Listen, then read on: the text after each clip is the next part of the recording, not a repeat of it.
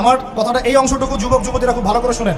দিনী বোন, যাদের বয়স হায়েজ হয়ে গেছে, যাদের হায়েজ হয়েছে, এখান থেকে শুরু করে সবাই, যারা বালেগ হয়েছে আমরা ছেলেরা, সবাই ভালো করে কথাটা শুনেন। বাংলাদেশে পিছন থেকে একটা নতুন সমস্যা রাইজ করতেছে। সমস্যাটা হচ্ছে, এমনিতেই আমাদের ছেলে মেয়েদের মধ্যে হারাম সম্পর্ক ছিল। এর স্কুলে, কলেজে, বিশ্ববিদ্যালয়ে যাচ্ছে, ফ্রি মিক্সিংয়ে পড়াশোনা করছে, বাসায় পর্ন দেখছে, ওখানে গিয়ে মেয়ের সাথে হারাম সম্পর্ক হচ্ছে, তারপরে প্রেমের সম্পর্কের নামে জেনা হয়ে যাচ্ছে, জেনা হওয়ার পরে ছেঁকা খেয়ে মাদক, তারপরে গান বাজনা, বাদ্যযন্ত্র ইত্যাদি ইত্যাদি, জীবনটা শেষ। এদিকে ওই ব্যভিচারী মেয়েরা কারো কারো ঘরে যাচ্ছে, যারা আমাকে বলতে দেন, ব্যভিচারী মেয়েরা কারো কারো ঘরে যাচ্ছে, ওদেরকে নিয়ে আপনারা আবার সংসার করতেছে। এই হচ্ছে না সিচুয়েশন? একজনের 5টা গার্লফ্রেন্ড, একজনের 4টা গার্লফ্রেন্ড, আরেকজনের 3টা বয়ফ্রেন্ড, 4টা বয়ফ্রেন্ড, এই ধাপগুলো পার হয়ে এরা সংসারের জীবনে আসতেছে যখন বয়স হয়ে যাচ্ছে 25-30। সমস্যা কিন্তু এটা ম্যাক্সিমাম সবার ক্ষেত্রে হচ্ছে বলবো না, অনেক একটা বড় অংশ এই সমস্যা ফেস করতেছে।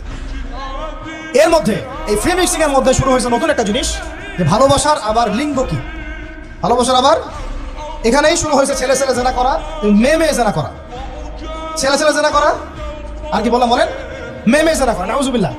এটা কমে লুত, এর শাস্তি আসবে যদি আমরা তওবা করে ফিরে না আসি।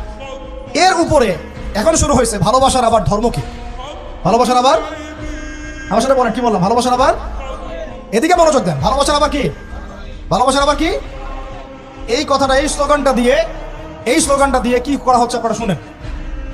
অমুসলিম ছেলে মুসলিম মেয়ের সাথে প্রেম করতেছে, অমুসলিম ছেলে মুসলিম মেয়ের সাথে প্রেম করতেছে, বলতেছে ভালোবাসার আবার ধর্ম কি, তুমি আমি একে অপরকে মহব্বত করি, ভালোবাসি, এর মধ্যে ধর্ম আসবে কেন?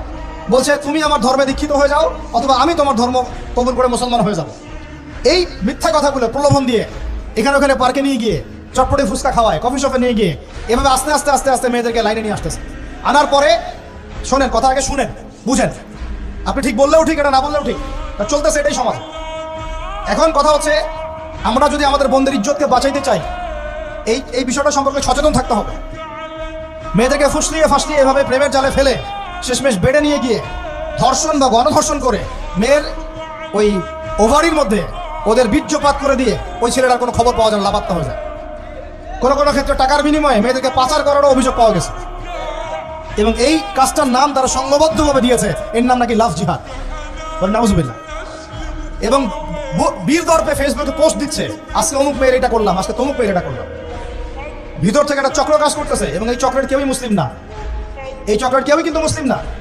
বাইরে আবার পরিচয় দিতে পারে যে আমি মুসলিম, আমার নাম অমুক, নাম পরিবর্তন করে মুসলিম মেয়েদেরকে ফুসলিয়ে ফাসলিয়ে এই জেনার ফাঁদে ফেলে ওর পিছনে কিছু টাকা খরচ করে, কিছু সময় দিয়ে ওকে প্রয়োজনে ঘুমের ওষুধ খাওয়ায়, প্রয়োজনে আবার জাদুটোনা করে, বান মারে, ওকে তাবিজ কবজ করে, বিছনায় নিয়ে এসে ধর্ষণ বা গণধর্ষণ করে, ওই ভিডিওগুলো দিয়ে পরে ওকে ব্ল্যাকমেইল করে, পরে ওর কাছ থেকে টাকা খাওয়া শুরু করে, কোনো কোনো ক্ষেত্রে মেয়েদেরকে পাচারও করে দিচ্ছে।